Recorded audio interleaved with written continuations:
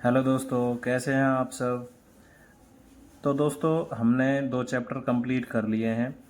एक था हमारा मटेरियल और एक था हमारा प्रिंसिपल। तो मटेरियल और प्रिंसिपल दोनों ही काफ़ी ज़्यादा इम्पोर्टेंट होते हैं हमारी पेंटिंग बनाने के लिए। तो अगर आपने वो वीडियो मेरी देखी नहीं है तो आप देख सकते हैं। अब हम पेंटिंग टेक्निक्स में जाएंगे। पेंटिंग बनाने से पहले ये तीसरा चैप्टर होगा हमारा, जो कि पेंटिंग टेक्निक्स का होगा। इसमें काफ़ी सारी चीज़ें हैं जो कि पेंटिंग करने से पहले सीखनी होती हैं। वैसे तो हर किसी का पेंटिंग करने का तरीका अलग हो सकता है, लेकिन कुछ बेसिक चीज़ें हैं, बेसिक पॉइंट हैं जो कि हम अगर सभी समझ लें तो ये काफ़ी अच्छे होते हैं हमारी पेंटिंग के लिए। यदि ये समझ में आ जाते हैं तो हमें पेंटिंग करना काफ़ी ज़्यादा आसान हो जाता है। तो कुछ चीज़ें हैं जैसे कि पेंट कैसे मिक्स किया जाता है, ब्रश पे लोड कैसे किया जाता है, ब्रश को साफ़ कैसे किया जाता है, और ब्रश को कैसे पकड़ा जाता है, ब्रश स्ट्रोक कैसे लगाए जाते हैं। तो और भी काफ़ी चीज़ें हैं जो कि मैं धीरे धीरे आपको बताऊंगा, लेकिन कुछ चीज़ें हैं जो कि मैं अभी आपको बताऊंगा। तो आइए शुरू करते हैं। तो आइए सबसे पहले हम जानते हैं कलर मिक्सिंग कैसे की जाती है। कलर मिक्सिंग पेंटिंग का बहुत मज़ेदार हिस्सा है। तो इसमें कुछ चीज़ें हैं जो कि ध्यान में रखनी होती हैं।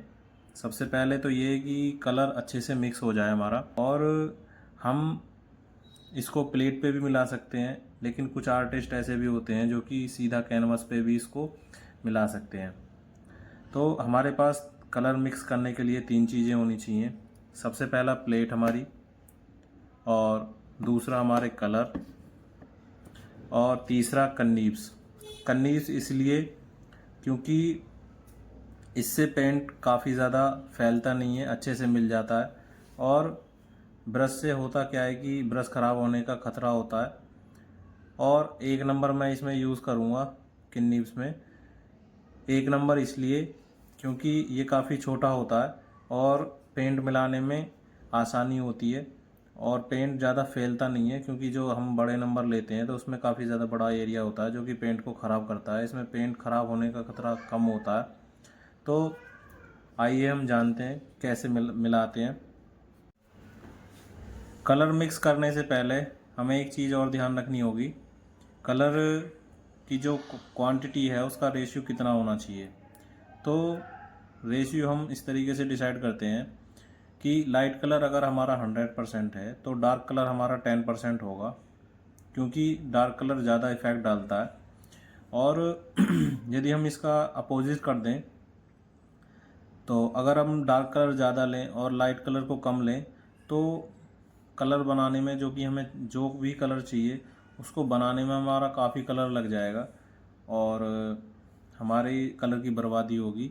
तो सभी यही यूज़ करते हैं कि लाइट कलर ज़्यादा लेते हैं, और लाइट जो डार्क कलर होता है उसको बस मटर के दाने के बराबर उसको मिलाते हैं, जिससे कि हमारा बहुत जल्दी कलर जो हमें चाहिए वो आ जाता है। तो मैं इन दोनों को मिक्स करूँगा।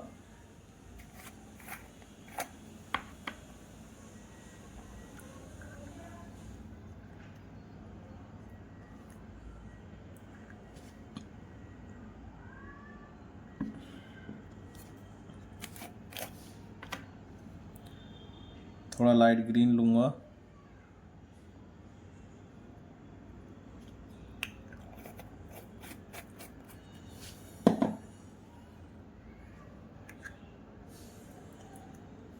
और थोड़ा सा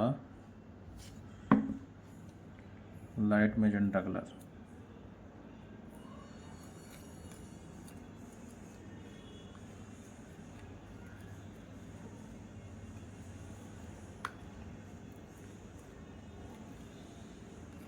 हम इसे अच्छे से मिक्स कर लेंगे।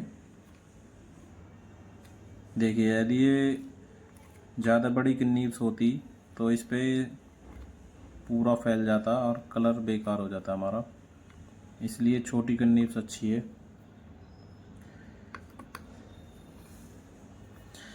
देखिए कितना प्यारा कलर आया है निकल के।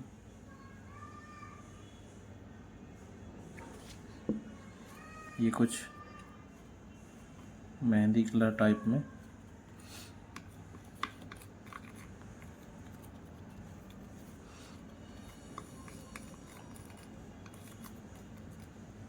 कुछ इस तरीके से मिक्स कर लेंगे।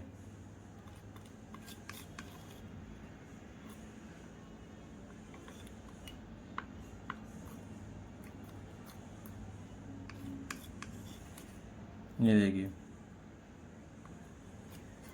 अब जब भी हम पेंटिंग करेंगे इसी तरीके से मिला लेंगे और उसको इस तरीके से इकट्ठा कर लेंगे। तो अब मैं आपको बताता हूँ कि ब्रश को कैसे पेंट से लोड किया जाता है। उसमें दो तरीके होते हैं, एक तो होता है हमारा पुश और एक होता है पुल। तो पुश हम जब यूज़ करते हैं जब हमें ज़्यादा पेंट चाहिए होगा, और पुल हम जब यूज़ करेंगे जब हमें कम पेंट चाहिए होगा। तो पुश कुछ इस तरीके से होता है, इस तरीके से कलर को हम लेते हैं, इस तरीके से हम कलर उठाते हैं, और जो हमारा पुल होता है वो हम ऊपर से थोड़ा सा टच करेंगे और बस हो जाएगा। तो कन्नीव का और ब्रश का कॉम्बिनेशन पेंटिंग करते समय कुछ इस तरीके से रहता है। इसको इस तरीके से ले लेते हैं और यहाँ से हम जहाँ पे भी या तो खड़े होकर करेंगे पेंटिंग या बैठ के, तो हम या तो प्लेट को भी पकड़ सकते हैं या कन्नीव्स का भी यूज़ कर सकते हैं। तो इस तरीके से हम यूज़ करते हैं। एक कलर मैं आपको दूसरा बना के दिखाता हूँ अभी। इसको थोड़ा सा साफ़ कर लेता हूँ।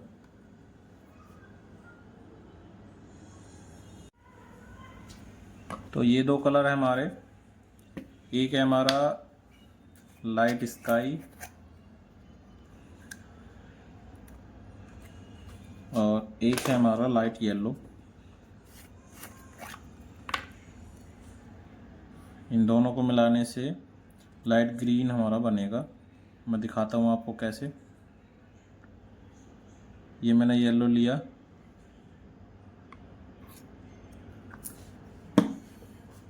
और ये मैंने लाइट स्काई लिया। अब इसको हम मिक्स करेंगे।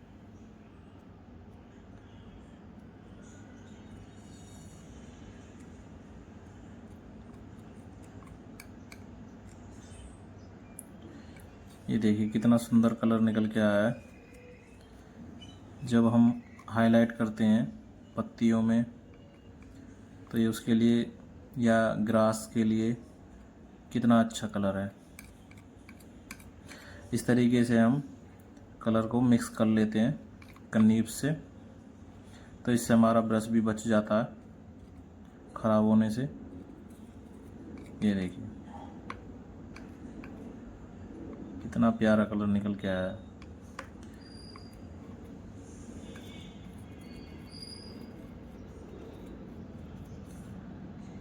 तो दोस्तों ये पेंटिंग करने से पहले हमारी पेंटिंग की शुरुआत ही समझ लीजिए इसे।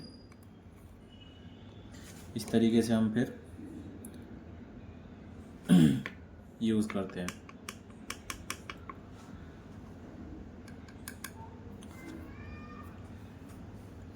अब बात आती है हमारी ब्रश को साफ़ करने की।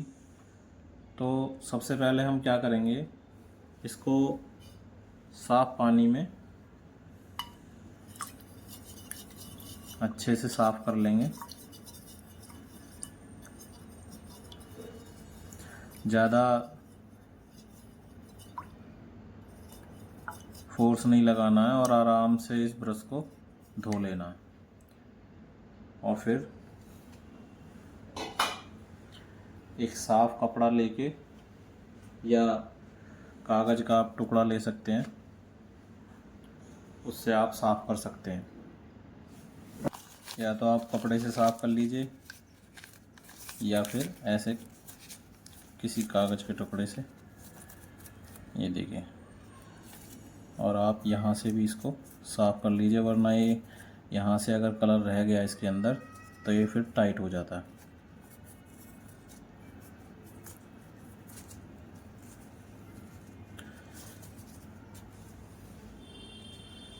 तो ये हुआ हमारा कलर मिक्सिंग किस तरीके से करते हैं, किस तरीके से हम एक कन्नीब्स का यूज़ करते हैं कलर को मिलाने के लिए, और कैसे हम ब्रश लोड करते हैं, किस तरीके से हम ब्रश को पकड़ते हैं, ये मैं अब आगे आपको बताऊंगा। ब्रश को कब पकड़ते हैं और कैसे पकड़ते हैं उससे क्या इफ़ेक्ट होगा, और ब्रश से कैसे स्ट्रोक लगाए जाते हैं, तो वो मैं आपको बताऊंगा। तो दोस्तों सबसे पहले मैं आपको बता देता हूँ कि ब्रश से स्ट्रोक कैसे लगाए जाते हैं। तो हमारे पास पूरे सेट होता है ब्रश का, उससे अलग टाइप से अलग अलग तरह के स्ट्रोक लगाए जाते हैं। जब मैं पेंटिंग करूँगा तो आपको डिटेल में बताऊँगा। फ़िलहाल कुछ इस तरीके से यदि हमें कोई लाइन बनानी है तो कुछ इस तरीके से हम बनाएंगे। ज़्यादा हमें पीछे तक कलर नहीं लगाना है ब्रश के बालों पे। तो एक उंगली जो कि छोटी वाली है वो हमारी यहाँ पे होनी चाहिए नीचे बटिंग, ताकि वो सपोर्ट दे, और ये थोड़ा पीछे से मिडिल से थोड़ा पकड़ा हुआ होना चाहिए, और सीधी लाइन हम इस तरीके से यहाँ पे टच कीजिए, कुछ इस तरीके से बनाएंगे।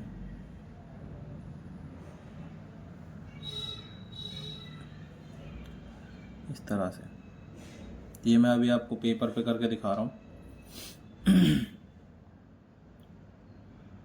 बाद में जब हम पेंटिंग करेंगे तो वो मैं कैनवास पे भी दिखाऊंगा।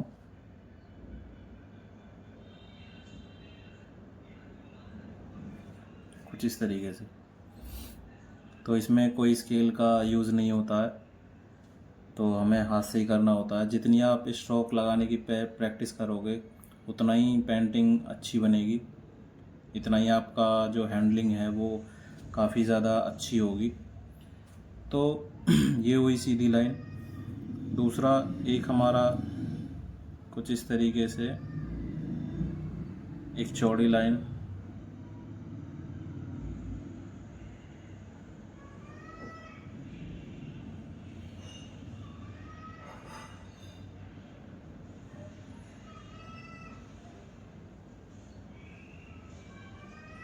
कुछ इस तरह से, कुछ इस तरीके से हो सकते हैं। स्ट्रोक काफ़ी तरह के होते हैं।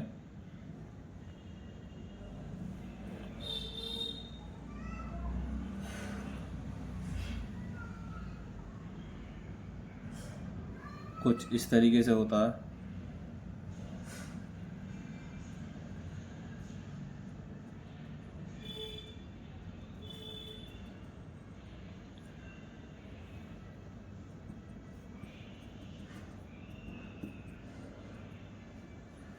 तो जो ब्रश स्ट्रोक हैं वो हमारे जितनी भी ज़्यादा प्रैक्टिस करेंगे उतना ही ज़्यादा हमारा अच्छा होगा,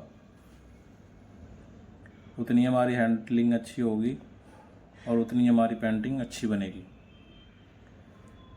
आप इनका यूज़ जब पेंटिंग में करेंगे तो ये आपको काफ़ी ज़्यादा फ़ायदा देंगी।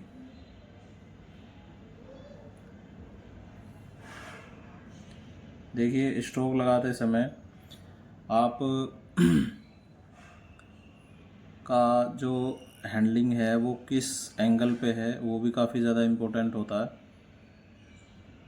तो ये सब चीज़ें ध्यान में रखनी होती हैं, कहाँ से आपने ब्रश पकड़ा हुआ है और किस एंगल पे पकड़ा हुआ है।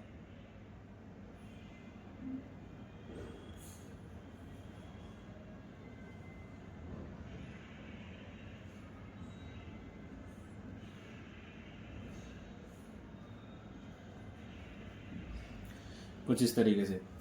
तो जब हम पेंटिंग स्टार्ट करते हैं, हम जितनी ज़्यादा प्रैक्टिस इसकी करेंगे उतना हमारे लिए अच्छा होगा। ये आप बात बिल्कुल पक्का लगा लें।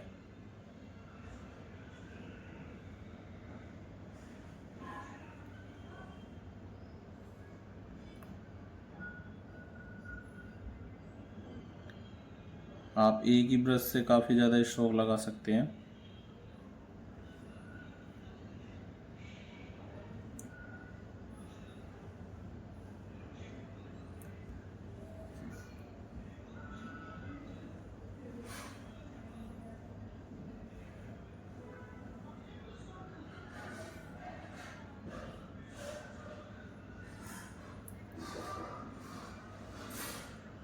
बस उसको यूज़ करने के ऊपर बात है, आप किस तरीके से आप उसको यूज़ करेंगे। तो ये जितना ज़्यादा हम प्रैक्टिस करेंगे उतना हमारा ये अच्छा होता चला जाएगा।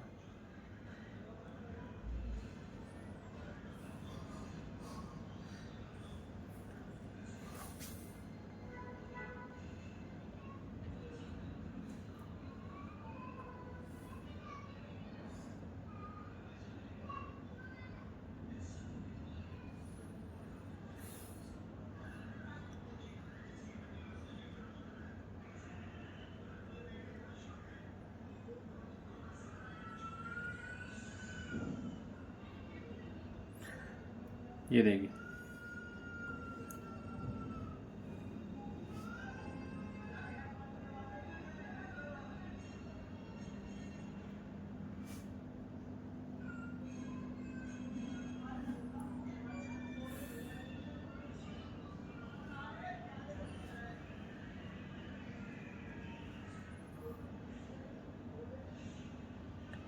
इसमें कोई प्रॉब्लम नहीं हो रही है मुझे। बस मैंने ब्रश पीछे से पकड़ रखा है और आसानी से मैं इसको बना रहा हूँ।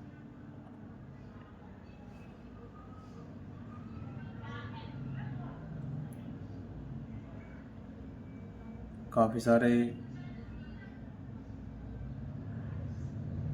ब्रश आते हैं हमारे, हम उन सब का यूज़ कर सकते हैं प्रैक्टिस में।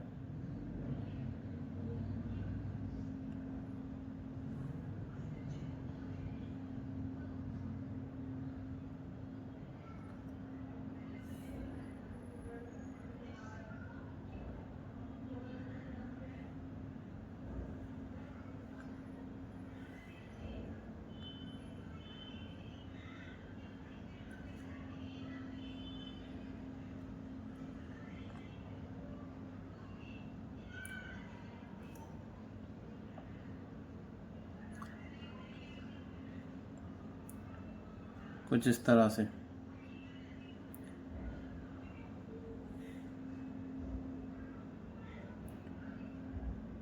देखिए, स्केच जो होती है वो पेंटिंग में कम ही यूज़ होती है, बस उसको इशारे के लिए स्केच किया जाता है पेंसिल से। बाकी आपको सभी जो कुछ करना होगा सभी ब्रश से ही करना होगा।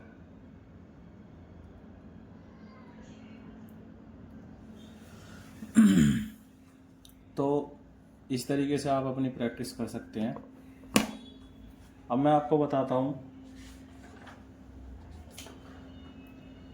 कि हैंडलिंग किस तरीके से हैंडलिंग करनी चाहिए। तो जब हम यहाँ से पकड़ते हैं ब्रश को और यहाँ से स्ट्रोक लगाते हैं तो ये रफ़ हैंडलिंग है, जो कि जिसे बोलते हैं बॉटम हैंड ग्रिप। इसको हम तब यूज़ करते हैं जब हम पेंटिंग की शुरुआत करते हैं। इसमें मोटा मोटी जो स्ट्रोक है वो हम लगाते हैं शुरुआत में। दूसरा होता है हमारा ओवर हैंड ग्रिप, जो कि हम यहाँ से पकड़ते हैं मिडिल से, और इसको हम यूज़ करते हैं अपने ब्रश को पूरा कंट्रोल करके थोड़ा अच्छे से हैंडल होके और हम अच्छे से चीज़ों को बना सकें। एक होता है हमारा जो कि हैंड राइटिंग जो ग्रिप होती है, उसको हम यहाँ से पकड़ते हैं। ये काफ़ी डिटेल में जब हम पेंटिंग करने जाते हैं और चीज़ों को डिटेल में बनाया जाता है तो यूज़ होता है। और इसके लिए हमें महल स्टिक यूज़ की जाती है, जो कि मैंने आपको मटेरियल में बताया था। कुछ इस तरीके से होती है वो, यहाँ पे हाथ रखे और तब डिटेलिंग की जाती है। तो ये कुछ चीज़ें हैं जो कि मैंने आपको पेंटिंग टेक्निक्स में बताई, जो कि शुरुआत में हमें काफ़ी ज़्यादा इम्पोर्टेंट होती हैं। जितना हम इनकी प्रैक्टिस करेंगे उतना हमारा हैंडलिंग अच्छी होगी और उतनी ज़्यादा आसानी होगी। तो ये कुछ चीज़ें हैं जो कि मैंने आपको बताई।